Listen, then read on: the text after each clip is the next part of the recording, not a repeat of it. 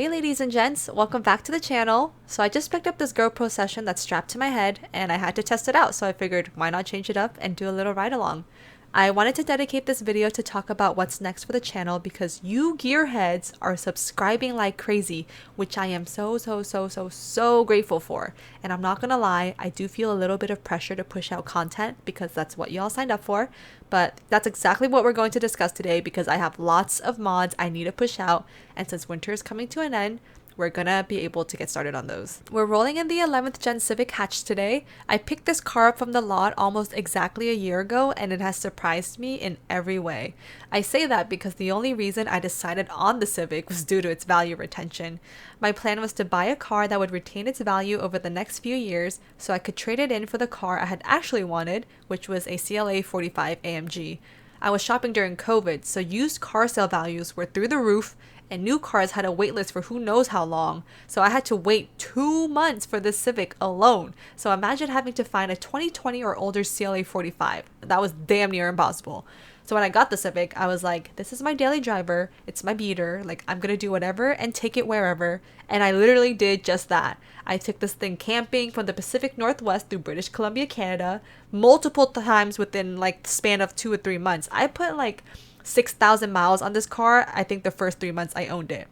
I've also taken it clamming, and it's just really seen some sketchy roads, to say the very least.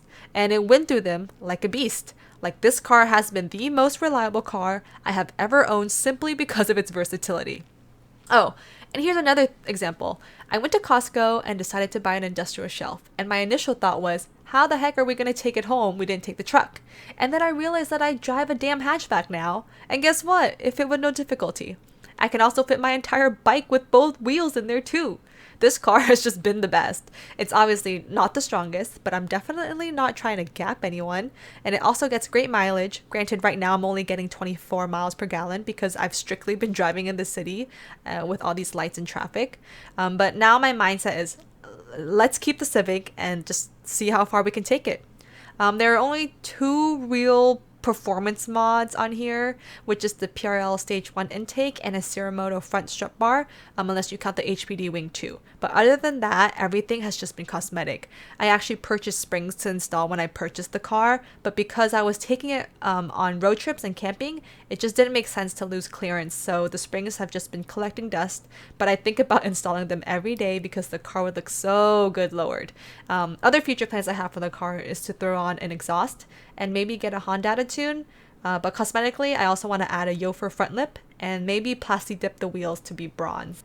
Now that's the Civic, and I have a feeling that many of my followers came after watching my RSX content. I also have an Acura RSX and I bought that a year ago and it has just been sitting pretty in my carport up until recently. It's a 2003 base 5-speed model and I spent a lot of time thinking about what I wanted to do with it, and the past year has just been about research and about buying parts. And before I get into that, a lot of people are probably wondering why I didn't get the Type S. Well, there are 2 main reasons. The first is that I purchased this car 20 years after production. It's not like I could request the exact model that I wanted or demand that someone sells me their Type S and not a base model. And the second reason is reliability. This is my first manual car ever, so I wasn't looking for speed or power, and I wasn't willing to pay more just to get 40 more horses. Granted, I know the Type S handles much better, but that's why modding is so fun, right? Also, the base engine is one of the most stable engines out there, and if I ever decided to boost it, it would actually be more dependable than the Type S. And also, my insurance is dirt cheap, my regular gas is dirt cheap compared to premium, and if I debadge it, most people wouldn't even be able to tell that it's a base model. That's facts. I also appreciate not sitting on cold leather during the winter time. I will leave this here as some food for thought though. If you've ever seen a base model go up against a Type S, you'll see that the Type S actually barely beats the base because the gap is honestly so minimal.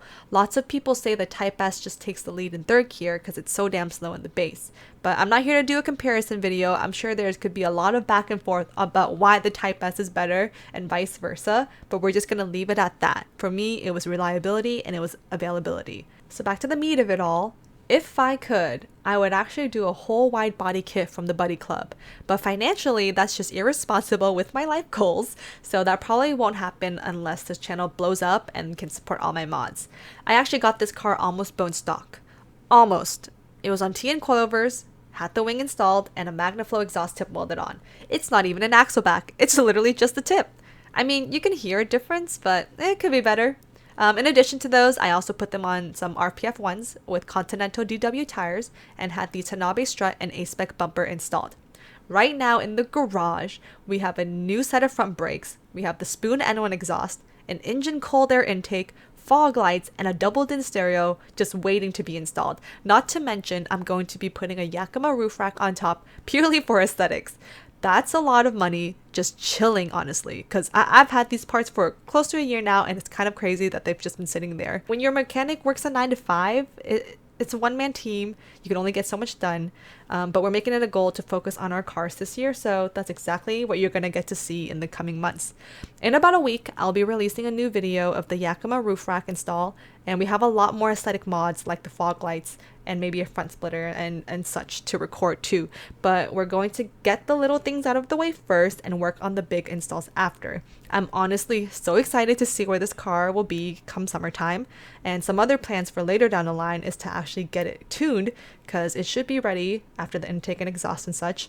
It might change out the clutch to a stage 1 clutch, find a racing header, maybe the Skunk 2, install a short shifter because I cannot with how messy this shifter is. But either way, expect a lot of content in the near future and for the RSX to breathe to life. It's going to be so fun, and I think everyone, if you've watched this far, thank you so much. If you haven't already, like, comment, subscribe, and click on that bell for every mod we have coming. Big thanks, and until next time.